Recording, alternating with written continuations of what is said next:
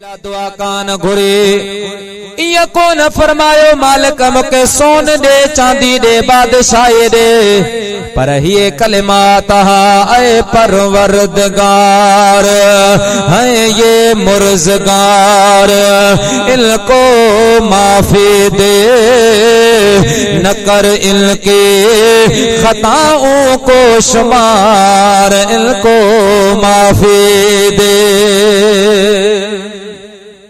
उम्मत जेला पो कदे गारे हेरा में कदे गारे सौर में कदे मुझा प्यारा मके पाक में मुझे हबीब जा हथ खया प्या होंदा हा तदे असा फकर सा चौदा आयो त ऐबदारन जी बदकारन जी असा गंदल गुनाहगारन जी कई पुनल तो पोए वारी न त आयो डाठा दोहारे कई पुनल तो पोए वारी नता आयो डाठा दोहारे ऐबदारन जी बदकारन जी असा गंदल गुनाहगारन जी कई पुनल तो कोई वारी नता आयो डाठा दोहारे कई पुनल तो कोई वारी नता आयो डाठा दोहारे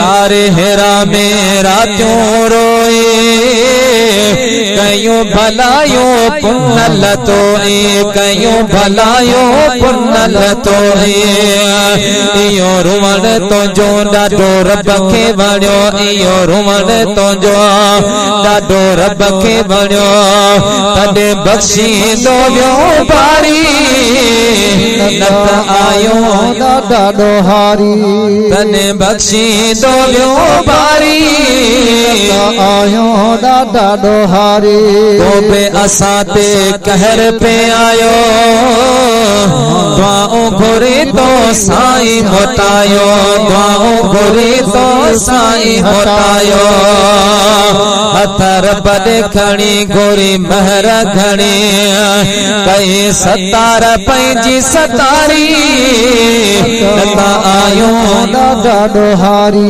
कई सतार पंहिंजी सतारी नता आयो ॾाढो हारी सुभान अल्लाह हबीब जे करे रब मेहरबान मदीने वारे सां मोहब्बत रख अही वो हबीबा के जो एहसान रखंदो ना हाँ दुरूद पढ़ंदा मुझे महबूब जे शान में इजाफो कोन थींदो सलात पढ़ंदा हबीबन जे शान में इजाफो कोन थींदो मुझे महबूब के रब एड़ो शान दिनो आ वरफाना लक जिक्र कराना तुझे जिक्र के में बुलंद करे छे जेके रब बुलंद करे तेके वाराणी इस्मालानी कुमाचा गोठ जो मुसलमान छा करे सगन पो केतरो बुलंद छुआ वो रब तो जाने या उन जो हबीब तो जाने असा जो सलात पढ़ो तो साईं छा था फरमाइन साईं फरमाता जेको मां मुस्तफा ते दुरूद पढ़ंदो आ मां उन दुरूद जो जवाब उनके अता फरमाइंदो या सलाम जो जवाब दींदो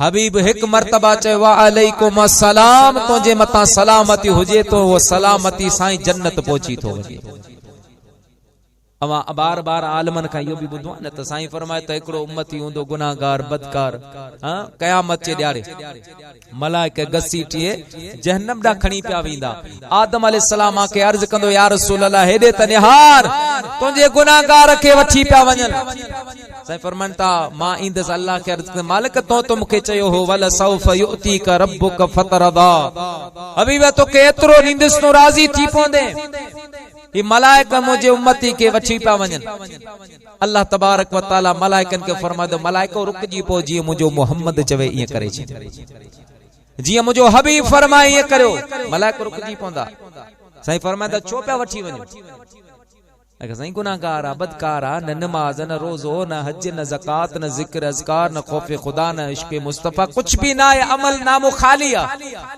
साईं फरमादा दोबारा नाम अमाल जा दोबारा तोरियो मां ॾिसां मीज़ान में वरी अमल रखिया गुनाह घणा नेकियूं थोरी मदीने जो साईं पंहिंजी जेब मुबारक में हिकड़ी पर्ची कढी उन जे नेकिन वारे पल्ले में रखंदो त नेकियूं वधी वेंदियूं गुनाह हल्का थी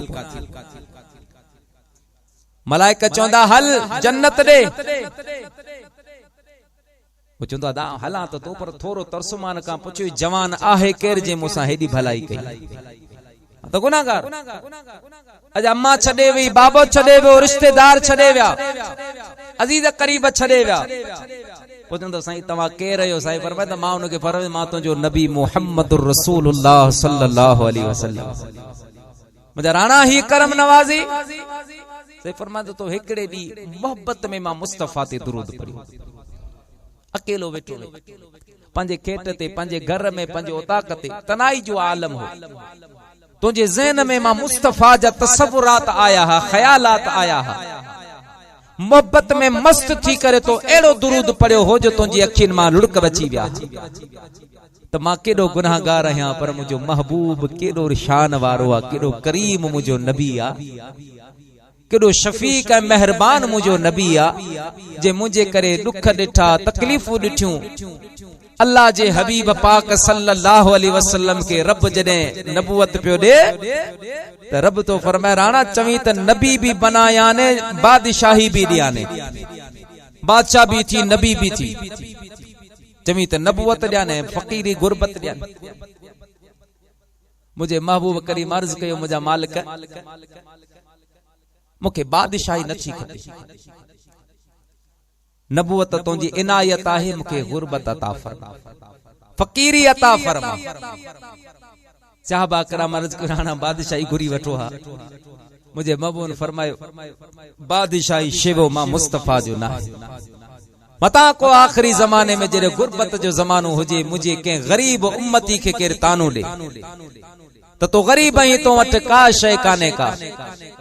दुनियादारन के ताना दींदा तो वे चवंदा गुरबत असांजे महबूब मदीने वारे मीर जो पेशो आहे। अल्लाह जे हबीब के गुरबत पसंद आ, अल्लाह जे हबीब पाक सल्लल्लाहु अलैहि वसल्लम के गुरबत पसंद आ। ये तसव्वुरात रखी तो दुरूद पढ़िया हा, अखिन मां रुड़का अची विया।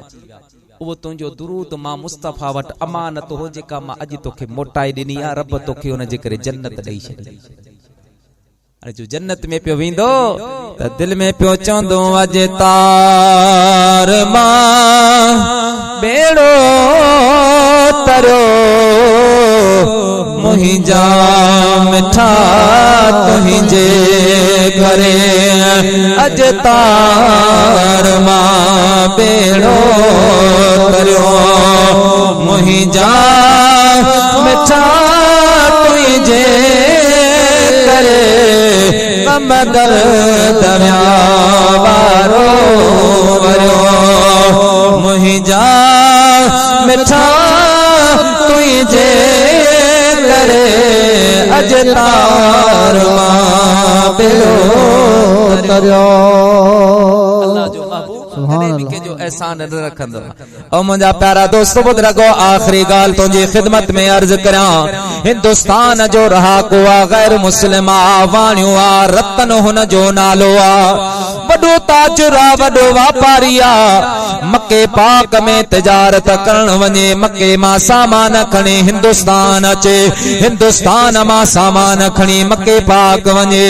मुंहिंजा प्यारा दोस्त ॿुध रखो, उते खपाईंदो आहे, अहिड़ी तरह पंहिंजे ज़िंदगी जो गुज़र सफ़र कंदो आ। हिकिड़े ॾारे इहो रतन वाणियो मके पाक जी बाज़ार में वियो आ। बरसात जे मौसम आ, जॾहिं नदियूं नाला वहण शुरू थिया, हिकिड़े मके पाक जे बचड़नि जे मुंहिंजा प्यारा टोली आ, जंहिंमें नंढड़ा नंढड़ा बच्चा हा, नंढा नंढा ॿार हा, हिकिड़े नए पिया पार कल, हिकिड़े वादीअ खां मथे पिया चलनि, पर उन्हनि बच्चनि में सभ खां अॻियां हिकिड़ो अहिड़ो भी ॿार आ, हिकिड़ो अहिड़ो भी बच्चो आ, जंहिंजे चेहरे में ॼण चोॾहं जो चंड चमके रहियो आहे।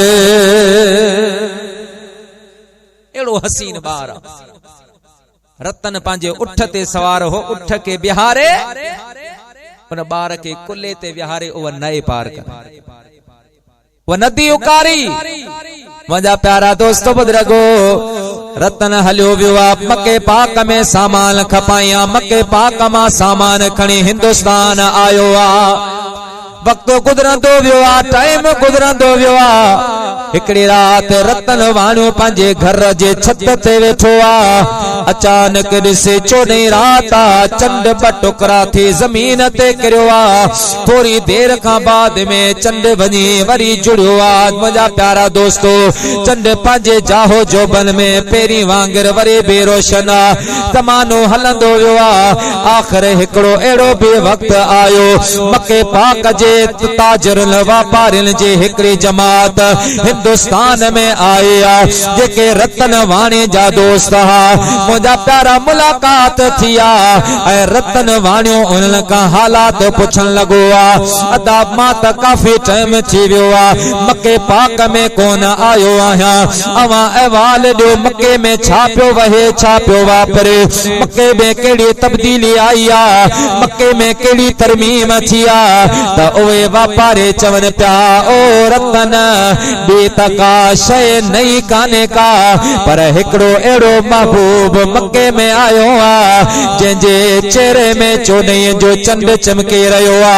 हीअं इशारो तो करे त वण पिया हलनि, हीअं इशारो पियो करे त मुर्दा पिया ज़िंदा थियनि, इशारो पियो करे त पत्थर पिया सलाम पढ़नि। औरतन ॿियो त सभु पंहिंजी जा, हबीब इशारो तो करे त चंड बि 2 टुकड़ा थी थो पवे। सुभान अल्लाह। इशारो तो करे चंड बि 2 टुकड़ा। रतन वाणी चयो, अच्छा, पर हुननि खे न ॿुधाए त इहो चंड जेको 2 टुकड़ा थियो हो, इहो त मां बि ॾिठो। दिल में मुंहिंजा प्यारा शौक़ जागियो आ, मके वञणो आ, उन महबूब करीम सल्लल्लाहु अलैहि वसल्लम जो दीदार करणो आ। मुंहिंजा प्यारा दोस्त बुजुर्गो, हबीब करीम सल्लल्लाहु अलैहि वसल्लम जे पर पुट मोहब्बत जागे पया। रतन वाणी पंहिंजा उठ तैयार कया, सफ़र जी तैयारी कया। फजर मुंहिंजा प्यारा तुलो थिया। रतन वाणियो मके पाक जो राही छुआ, मके जो मुसाफ़िर छुआ। हलंदे जबल डूंगर डारींदे ज़माने खां बाद में वञी मके पाक में पहुतो आ। उते जे माल का पुछिया, मदीने जो मीर मोहम्मद बिन अब्दुल्ला सल्लल्लाहु अलैहि वसल्लम किथे आ। मानो चवण लगा, ओ रतन वो महबूब काबतुल्लाह जे सहन में वेठो आहे। रतन वाणी उठन के परियां वधी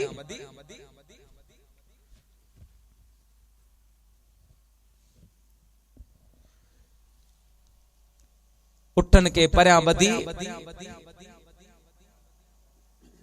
आयो मके पाक जे हरम काबा। अचे तो मुंहिंजा महबूब करीम हरम शरीफ जे सहन में सहाबा किराम जे झुरमट में वेठा। रतन जो परे खां आयो हबीबल करीम सल्लल्लाहु अलैहि वसल्लम रतन ते निगाह रहमत विधिया। अञा मुंहिंजा प्यारा करीब कोन आयो आ, ॻाल्हाई नाहे, हथ कोन मिलाई आ, मुलाकात कोन थी आ। मुझे महबूब करीम परे का ॾिसी फरमायो, अंत रतनुल हिंदियुल, छा तूं रतन हिंदी आहीं? मुंहिंजा प्यारा दोस्तो रतन डोड़ंदे भजंदे मुझे महबूब जे करीब अचे पहुतो आ। अर्ज कन लॻो, या रसूल अल्लाह, या हबीब अल्लाह, मां ही रतन हिंदी आहियां। मुझे हबीब फरमायो, रतन काफ़ी टाइम थी वियो आ, वरी बि कोन तो आयो आही। मां मदीने वारो मीर कॾहिं खां तो जो इंतजार करे रहियो आहियां। हबीबन के अर्ज की राणा, तव्हां के ॿुधाए तो मां भी रतन आहियां, हिंदुस्तान में रहंदो आहियां, मुंहिंजो नालो रतन आ।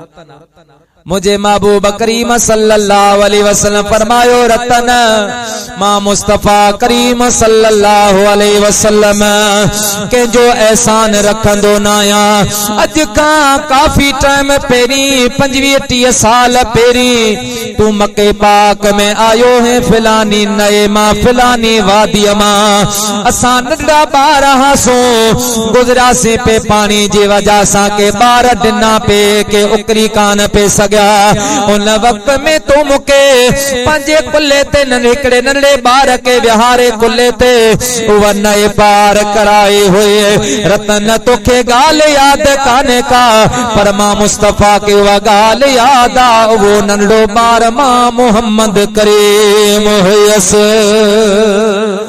अल्लाह तो दिल पे चाहिए त रतन अचे त मां रतन जा एहसान लाहे छॾियां थोरो लाहे छॾियां रतन अर्ज कयो राणा गाल एड़ी कई थी जो मां रतन जी दिल जीते वरती थी पेरन ते करे अर्ज पियो करे राणा अवां जा आशिक हजार आहिल असां जे यारे कबूल पैशल अवां जा आशिक हजार आहिल असां जे यारे कबूल पैशल असल का आया आवाज बानी ये बंदी बेकारे कबूल पैशल उदास अखिल सवा तो सुईना अना तबे डिठो ही ना है झुरे झुजे आए सड़े तिसक में ये दिल बेचारे कबूल पैशल अवां जा आशिक हजार आहिल असां जे यारे कबूल पैशल सुभान अल्लाह हबीब जी कदमन ते किरी मुझे महबूब जो हमेशा गुलाम बन जीवा मुझा प्यारा दोस्तों वो महबूब नबी के जो एहसान रखंदो ना है असा उन महबूब जा गुनाहगार जरूर आहियूं लेकिन एक मर्तबा मुझे हबीब पंजे सहाबा करामन के फरमायो तो मुझा गुलामो मुबारक बाद जा हकदार उवे मुझा भाईरा आहिन जेके मां मुस्तफा ते ईमान आनी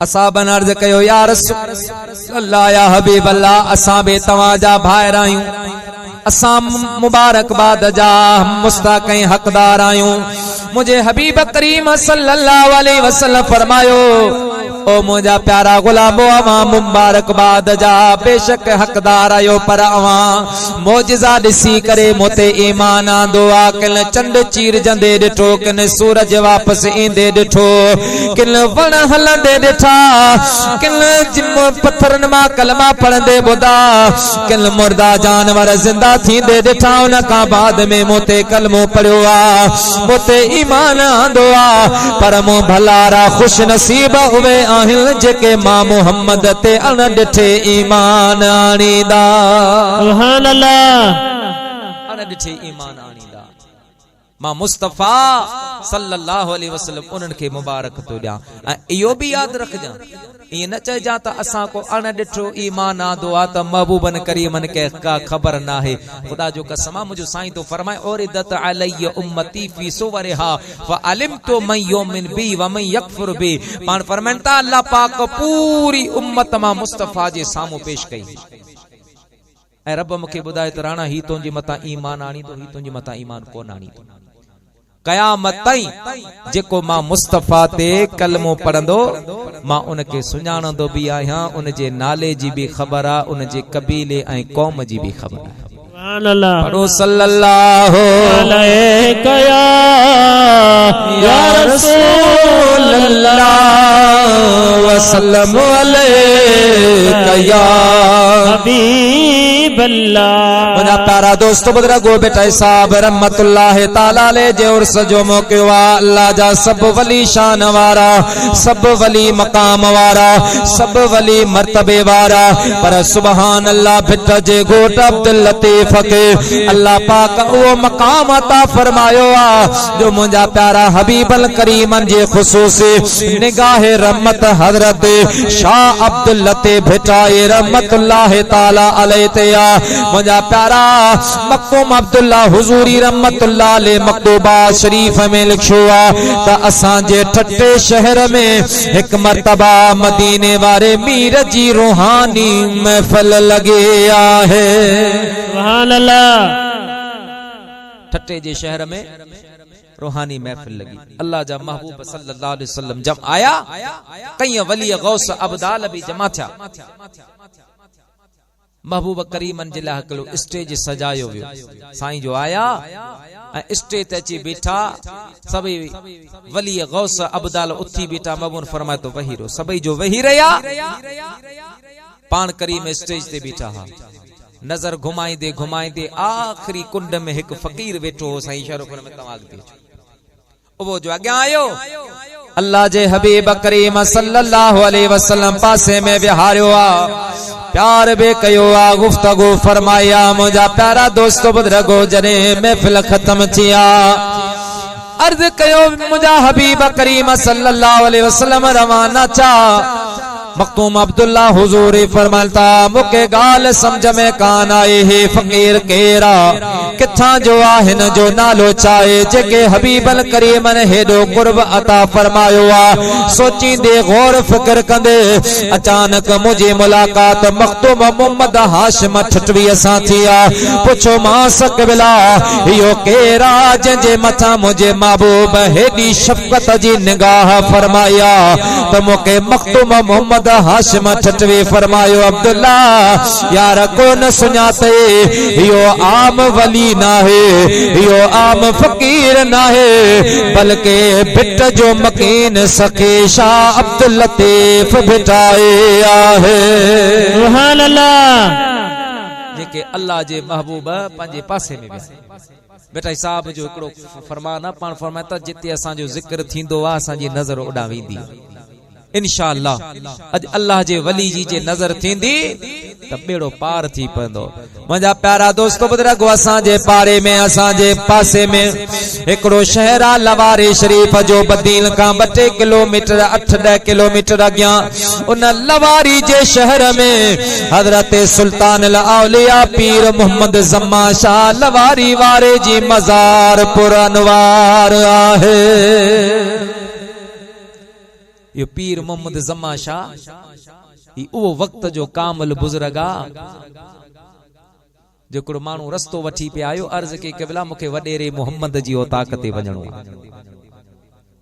पवरन जो को कबीलो ते रहंदो अञा ताईं उन जो ॻोठो ते आहे जिसे वडेरे मोहम्मद जी ताक़त ते वञणो आहे।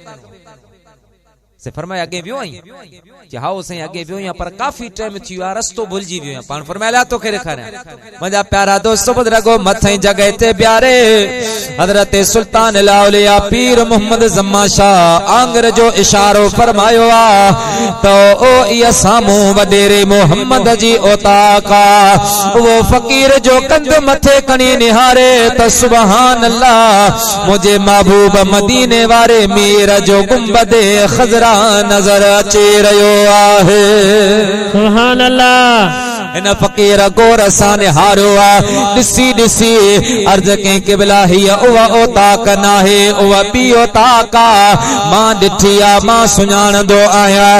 पाण मुर्की फरमा लॻा दा असांजो त वॾेरो मोहम्मद इहो आ तुंहिंजो वॾेरो मोहम्मद को अञा ॿियो हूंदो। असांजो त वॾेरो इहो आहे असांजो सरदार इहो आहे असांजो आका इहो आहे। अल्लाह पाक तव्हां असांखे मदीने वारे मीर जी सच्ची मोहब्बत नसीब फरमाए। सुल्तान अल औलिया पीर मोहम्मद ज़म्मा शाह जो आया त हज़रात औलिया इकराम रहमहुल्लाह जी जमात में एक थरथरो मची वियो त बदीन जी लाड़ जी सरजमीन ते हिकिड़ो अहिड़ो अल्लाह जो कामिल वली आयो आ जेको बीठे पियो मदीनो पाक ॾेखारे। कई वली गौस कुतब अब्दाल आया ज़ियारत जे लाइ बेटा साहब भी आयो पर सुल्तान अल औलिया पीर मोहम्मद ज़म्मा शाह रहमतुल्लाह अलैह जो तरीक़ो हो जेको भी ईंदो हो नालो लिखंदा ज़ात कौम कबीलो केड़े कम जे ला केड़े मकसद जे ला आयो लिखी पर्ची मोकलींदा हा इजाजत मिलंदी ही त दीदार थींदो हो जे कदे न त या त वहणो पवंदो हो या वापस वञणो पवंदो बेटाई साहब जो आयो फकीरन चयो अचण वारा साइल फकीर नालो बुधा जात बुधा कौम कबीलो बुधा छो आयो आही छाला आयो आही बेटा साहब फरमायो न नालो बुधाईंदस न जात बुधाईंदस न कौम कबीलो बुधाईंदस वनी पंजे पीर के तवा बुधायो एकड़ो फकीर आयो आ मिलन जेला जे कदे मिलंदो त ठीक आ वरना फारग मानाया जो के जो वेही इंतजार करया फकीर ने सोचो कई वली अचन इंतजार कन वडा मानू वजीर सरदार इंतजार कर आयो भी मुलाकात ला चवे तो मो टाइम ना है अल्लाह अकबर वनी हजरत से पीर मोहम्मद जम्मा शाह के बुधायो आ किबला हिकड़ो फकीर आयो आ जुब्बो शरीफ पातो पियो आ दस्तार बधी पया हथ में तंबूरो आ पीर उगाड़ा हिल चवे पियो मां इंतजार कोन कंदस किबला छा हुकुमा आया इजाजत न्यू या वापस करो हजरत सुल्तान लाउलिया पीर मोहम्मद जम्मा शाह रहमतुल्लाह अलैहि अखियों बंद करे जल्दी फरमा लगा फकीरो अरे डोड़ो भजो मता नाराज न थी वने यो आम फकीर ना है बल्कि मुझे महबूब मोहम्मद करीम जो बचड़ो शाह अब्दुल लतीफ भेटाए आहे यो बेटाई साहबा वठी आनियो असुर नमाज विची नमाज जो टाइम थियो फकीर बेटाई साहबा के मिनतो करे साईं जी घर हवेली शरीफ में वठी आए हवेली में व्या असर उते पढ़ी मगरब उते पढ़ी इशा उते पढ़ी फजर नमाज भी उते पढ़ी फजर का बाद जो बेटाई साहब बाहर निकतो फकीर आया अब्दुल लतीफ असा जे मुर्शिद सा तो मुलाकात कया भला दे खबर असा जो पीर कामिल आहे या न अल्लाह अल्लाह बेटा साहब रहमतुल्लाह अलैहि फरमायो अदा मां केड़ियों न जो वस्मो बयान करया मां त तवा के चवा तो त कुत्तो थी गुजार वनी दर दोस्त जे कल वठील तब कुछ जकी लगे पर कुत्याणी पार पो सुबह वीदा शिकार मन वठी नियन पान से रया अथे रात सुबह भी दई साझरे लुआ लुआ मंझ लतीफ चे कर इल्ल जे तात या जोगिन संदी जात बेफेरे भाग मिले बेटा साहब रहमतुल्लाह अलैहि ओ इया बेत पढ़ंदे मुझा प्यारा दस दींदे रवानो थियो फकीर जो पुठा मोटी आया अचे सुल्तान औलिया पीर मोहम्मद जम्मा शाह का पुछुआ किबला अब्दुल लतीफ एडो को कामिला जिंजो नालो बुझी अवा छिरक भरे वेही रया अवा जल्दी घुरायो आ जो खबर अब्दुल लतीफ जो मकाम चाहे त पान फरमाइंदा हा अदा वह वनी वट तिल कलम जिनी जे हथ में अंग मिटाए अगिया वरे वारे ब्याल खल पनो सो पानी जहमें मिलन मोहम्मद जो सुभान अल्लाह मनता जेके मदीने वारे मीर सा मिलणो आ सो अब्दुल लतीफ जी दामन सा वाबस्ता थी असा खुश नसीब हूं जो रब असा के एड़ा कामिल पीर नसीब फरमाया है कामल बुजुर्ग नसीब फरमाइन अल्लाह वारन सा सोबत रखो मुझे महबूब करीम जा उम्मतियो आखिरी जमानो आखिरी दौरा ई वो दौरा जिनजे ला मुझे साईं फरमाए तो एड़ो भी जमानो मुझी उम्मत जे मता ईंदो मानो सुबह मा मुसलमान हुंदो शाम जो काफर हो शाम जो मुसलमान सुबह जो काफर हो एड़ो जमानो ईंदो मानो जो मकसद दुनिया होंदी हर कंहिंजी इहा तमन्ना हूंदी, हर कंहिंजी इहा ख़्वाहिश हूंदी आऊं वॾो माण्हू हुजां, आऊं हर कंहिंजो मंज़ूर नज़र हुजां, माण्हू मुंहिंजी इज़त कनि, माण्हू मुंहिंजे साम्हूं झुकनि, माण्हू मूंखे साईं साईं कनि। आख़िरत जी कंहिंखे बि फिक्र न हूंदी। रिश्तेदारनि मां रिश्ता ख़त्म थी वेंदा, पाड़े वारनि मां पाड़े जो एहसास ख़त्म थी वेंदो, भाइरनि मां भाइपी ख़त्म थी वेंदी, खून मां एहसास ख़त्म थी वेंदो। ई ज़मानो हली रहियो। पर इन पुरफितना दौर में मुझे महबूब करीम सल्लल्लाहु अलैहि वसल्लम फरमायो, जेको के पाड़े सिरे जी तकलीफ ते सब्र करे वो क़यामत जे ॾियारे मां मुस्तफ़ा सां ईअं गॾु हूंदो जीअं हथ जूं ॿ आङिरियूं गॾु। ईअं न हुजे त हुन हिकिड़ी गार ॾिनी तूं 14 गारियूं ॾेई छॾी। जो दे बेटा साहब रहमतुल्लाह ताला अलैह फरमाता, चवंदल चवने तू मचो वा तू वराए, चवंदल चवने तू मचो वा तू वराए, वा तू वराए अग अगराए, जो करे खता सो ए खाए, पांद गिचिया में पाए मता रुठाई न रहजे वने। चवंदल चवने तू मचो वा तू वराए अग अगर आई, जो करे खता सो ही खाए, जो को पहल कंदो उहो ही खता खाइंदो। पर जे तोसां केर पहल करे पांद गिचिया में पाए उनके परचा राजी कर। मुझा प्यारा दोस्तों बुजुर्गो परचा राजी कर, जो मकाम चाहे मर्तबो चाहे। मुझे हबीब फरमायो ब मुसलमान पान में नाराज हुजन, ब मुसलमान पान में इख्तिलाफ रखंदड़ हुजन, उन मां जेको भी पहल करे वनी पांजे मुसलमान भाव के परचाईंदो, मुसलमान सा ठाह कंदो, मां मोहम्मद उनके मुबारक तो ॾिया, वो उनखां पहिरीं जन्नत में दाखिल थींदो। सुभान अल्लाह। जेको मुसलमान के परचाए, तोखे ख़बर आ त ॾुहारी भी हुआ, मुजरम भी हुआ, कसूर भी उन जो आ, पर तो पंहिंजी अना मिटाई खत्म कई तो दिल में सोचो केड़ो भी आ, मुझो दोस्त आ, अजीज आ, रिश्तेदार आ, पर बी का शय नजर न अचे। ये शय जरूर ज़हन में रख जा, हू भी मुसलमान आ, हू भी रसूलुल्लाह जो उम्मती आ, मां भी रसूलुल्लाह जो उम्मती आहियां। वनी उनके परचाया। मुझा प्यारा दोस्तों अभी वह फरमान तो वो उनका आगे में जन्नत में भी। बी गाल हबीब पाक सल्लल्लाहु अलैहि वसल्लम फरमाता, जेको मुसलमान के पहल करे वनी परचाए उन जे ला हबीब फरमाता अल्लाह पाक उन जी 3 साल उम्र वधाए छॾींदो। पर ईअं भी न हुजे जो मुसलमाननि के परचाण अचे तो समझ मुखां डिजी वियो आहे, भाड़ियो थी वियो आहे, पादरनि जो खौफ थियो तॾहिं मुखां जी माफ़ी वरतई। ईअं भी न हुजे। मूंखे किताब में पढ़ियो त निमरूद फिरौन ऐं शैतान जी पाण में मुलाकात, ॿई दोस्त पुराणा। तो शैतान फिरौन खे चयो त ना लती तोखे हया कोने, शर्म ना है, ऐं अल्लाह जी बारगाह जो मरदूद आहियां, रब मूंखे जूता हणी दरबार मां ॿाहिरि कढियो। पर उन जे बावजूद भी ऐं तड़ियल ज़रूर आहियां, पर मूं पाण खे खुदा कोन सॾायो।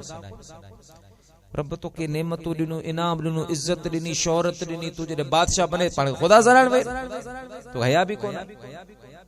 शैतान जने ये गाल कई तॾहिं उन सोचो यार गलती ता वडी करे वेठो है, जे पो माफी दो वठा, तौबा दो करे। शैतान जो तौबा न कर, हां इन जाए ते ठीक है, तौबा मत करी, बस जेको थियो वो काफी है। वरी फिरौन चयो भला पाखा भी कोने भागो आए जेको पां ॿिन्हिनि खां वॾो नंबर खणे कि हा हिकिड़ो माण्हू आहे। कहिड़ो? जो नबी आखिर ज़मा जो उम्मती हो। गौर करण जी मकाम आहे मुसलमान, कि नबी आखिर ज़मा जो वो उम्मती जेका को मुसलमान ॾोहो माफ़ कराण अचे, वो उनके माफ़ न करे, वो तोखा मुखा भी वधीक तबाह ऐं बर्बादी जे रस्ते ते आहे। अल्लाह पाक तवां साखे रसूलुल्लाह सल्लल्लाहु अलैहि वसल्लम जे शरीयत पाक ते हलण जी तौफीक अता फरमाए। मुसलमानों, हजरत सैयदना अली उल मुर्तदा शेर खुदा रदी अल्लाह ताला अनु जो फरमान आ तो कुसूर माफ कंदा करो। जो को कुसूर माफ करे, माफ कंदो अल्लाह तबारक व ताला उनके दुनिया में भी इज्जत अता फरमाइंदो तो कयामत जे ॾियारे भी रब उनके इज्जत अता फरमाइंदो। भले उन जुल्म कयो आहे त तव्हां खां जेकरे माफ़ी घुरे, तव्हांखे ख़बर आहे मूं ते जुल्म भी कया, वरी जे माफ़ी घुरे पियो तव्हां उनखे माफ़ करे छॾियो। ऐं जेको जुल्म कंदो अज़ुल्मु ज़ुल्मातुन यौमल क़ियामा, साईं मदीने जो साईं तो फरमाए त जुल्म क़यामत जे ॾियारे अंधेरे जी सूरत में हूंदो। ऐं हज़रत अली साईं फरमाता मां पूरी ज़िंदगी तलाश कंदे कंदे ॿ माण्हू ॻोल्हिया, मूंखे नज़र न आया। पुछियो वियो साईं कहिड़ा? पाण फरमाइनि त हिकिड़ो उहो माण्हू जंहिं राह ख़ुदा में ख़ैरात कई हुजे, उहो ग़रीब थी वियो हुजे, मूंखे नज़र न आयो। जंहिं जेतिरी ख़ैरात कई अल्लाह उनखे ओतिरो वधाए छॾियो, ओतिरो वधाए छॾियो। हज़रत मूसा अलैहिस्सलातु वस्सलाम जे ज़माने में हिकिड़ो शख्स हो, सुबुह मां खाए त शाम जो खाधो न आहे, राशन आहे, शाम जो खाए त सुबुह मां न, सूरन जी ज़िंदगी। मजदूरी ते वञे किथां मजदूरी न मिले, अची बेज़ार थियो। हज़रत मूसा अलैहिस्सलातु वस्सलाम के जी के बोला अल्लाह पाक जी बारगाह में मेहरबानी करे वधीक न आऊं नथो चा बंगला ठारायां, टाइम जी मानी त फजीलत सां मिले, हिकड़ी मानी ला परेशान। हज़रत मूसा अलैहिस्सलातु वस्सलाम अल्लाह जी बारगाह में वियो, अर्ज के मालिक फिलान ही अर्ज के अल्लाह पाक फरमाए त मूसा कलीमुल्लाह ने जी उम्र 100 साल है, इन जो रिज़्क जेको आहे हिकड़ी बोरी कणक जी, हिकड़ी बोरी आ, ये 100 साल थी हलाड़ी। मां मुकद्दर में लिखियो यो, मां रब मर्जी जो मालिक है, मुखा केर पुछण वारो ना है। बस ये सिस्टम हलंदो, न को दुआ कम अचे न दवा कम अचे। हज़रत मूसा अलैहिस्सलाम मोटी आयो, जाबा तुंजी 100 साल जिंदगी आ, तुंजी रोजी जेका हिकड़ी बोरी कणक जी है। कि अच्छा कि बेला पोण अल्लाह के चो त हिकड़ी बोरी हेकां दी डी छड़े पो पुठियां ॾिसंदासीं। मूसा अलैहिस्सलाम फरमाए पो ख्याल कर, सोच, ला तब्दील ले कलिमातिल्लाह, अल्लाह जा कलिमात तब्दील कोन थींदा थई। कि हां साईं मूंखे मिले। हज़रत मूसा अलैहिस्सलाम अर्ज़ कयो, अल्लाह पाक उनखे हिकां दी बोरी कणक जी ॾिनी। ज़मानो गुज़री वियो, 60-70 साल खां बाद में मूसा अलैहिस्सलाम अचे त हमारा जा माल, रिढूं, मेयूं, उठ, ज़मीनूं, खेत मेट अची अमीर थियो। हज़रत मूसा अलैहिस्सलाम चबा सागियां बोरी कणक वारो चांसी सागी है। अल्लाह के अर्ज़ की मालिक ही छा, मुखे तो इरशाद फरमायो त हिकड़ी बोरी कणक जी पो बुखन मरंदो, आऊं ॾिसी आया खेत, बाग, माल, घर, बंगला, हमारा खुश लगो पियो। अल्लाह ताला जी ज़ात फरमाए मूसा कलीमुल्लाह, ये मुझे समझदार बानो है, इन जो रिज़्क मां रब हिक बोरी रखी ही, पो न चो मुखे हिकां दे मिले, उन अध बोरी खादी हुई, अध बोरी मो रब जे नाले ते कुर्बान करे छडी, खैरात करे छडी। पो मो रब जो वायदो आ, जेको दुनिया में 1 रुपयो खैरात कंदो आ, मां रब उनके 10 दर्जा दुनिया में, 70 दर्जा आखिरत में अता फरमाइंदो आहियां। उन हिक बोरी जे बदले मां रब उनके 10 बोरी अता फरमाए। वरी उन जो अध खादई, अध खैरात कयई, इहो खैरात उन जो कारोबार बनजी वियो। खैरात कंदो वियो, मां रब उनके वधाए छॾियो, मां रब उनके वधाए छॾियो आ। ऐं ॿियो हज़रत अली सी फरमाता, जे ज़ुल्म कयो हुजे, अल्लाह जी पकड़ खां बची वियो हुजे, अहिड़ो माण्हू मूंखे नज़र न आयो। मुसलमानो, पाण में भा भा थी रहो, हिक ॿिए जा मददगार थी रहो। ॾिसो अदा वठ वठां लगी पई आ, कई जोधा जवान, कई आया, कई हलिया विया। हिकड़े ॾियारे तोखे मूंखे भी हीअ दुनिया छॾणी आहे, तोखे मूंखे भी हिन दुनिया के मुंहिंजा प्यारा दोस्त बुज़ुर्गो अलविदा करणो आहे। एड़ा राज राणा हलिया विया, जिनके सारे अज बे दिल पे चौंदिया त है हितां लडड़ो खणी, लालण लॾींदा पिया वञल, प्यारा पिरी नाता छिन्यो, पाड़ो छॾींदा पिया वञल। है हितां लडड़ो खणी, लालण लॾींदा पिया वञल, प्यारा पिरी नाता छिन्यो, पाड़ो छॾींदा पिया वञल। कालहाज की कठे हिल वक्त कोनन सेहते कालहाज की कठे हिल वक्त कोनन सेहते सदमा संदिल हिल साखे ईंदा कपींदा प्या वंजल प्यारा पिरी नाता छिनो पारो छॾींदा प्या वंजल हाय हाय हितों लॾड़ो खणी लालण लॾींदा प्या वंजल प्यारा पिरी नाता छिनो पारो छॾींदा प्या वंजल दिल मूं अञा ठारी न हुई दिल जो सिको दिल में रहियो दिल मूं अञा ठारी न हुई दिल जोर थो दिल में रहियो सदमा संदिल हिल साखे ईंदा कपींदा प्या वंजल प्यारा पिरी नाता छिनो पारो छॾींदा प्या वंजन अहिड़ा बि जवान हलिया विया जिनजो मौत अञा ताईं दिल नथी मञे तस्लीम करण जे लाइ हथनि सां दफन भी करे आया आहियूं पर वेंदे वेंदे ख्याल पियो अचे त भला न त ज़िंदा आहे ज़ैन कबूल करण जे लाइ तयार न आहे अहिड़ा जवान भी जहान छॾे विया मुसलमान हिकड़ी तोखे मूंखे भी हलणो आहे उन सफर जी तैयारी कर मदीने वारे मीर सां ताल्लुक रख अल्लाह वारन जो सोहबती थी 5 वक्त नमाज जी पाबंदी कर अल्लाह पाक मु फकीर जो चवण तवा जो बुधण पांजी बारगाह में कबूल और मंजूर फरमाए व आखिर दावाना अल्हम्दुलिल्लाहि रब्बिल आलमीन या नबी सलाम अलैका या रसूल सलाम या हबीब सलाम अलैका सलवातुल्लाह अलैका सलवातुल्लाह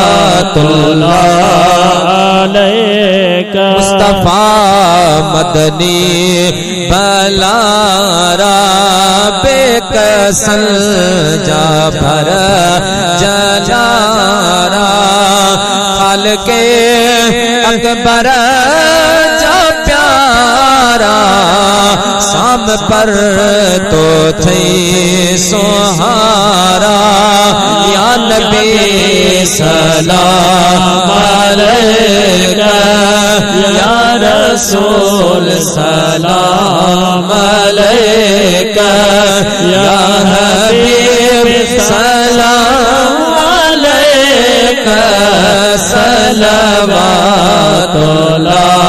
अलैका सलवातुल्लाह अलैका अस्सलाम ऐ सब्ज़ गुंबज़ जामकी अस्सलाम या रहमतल लिल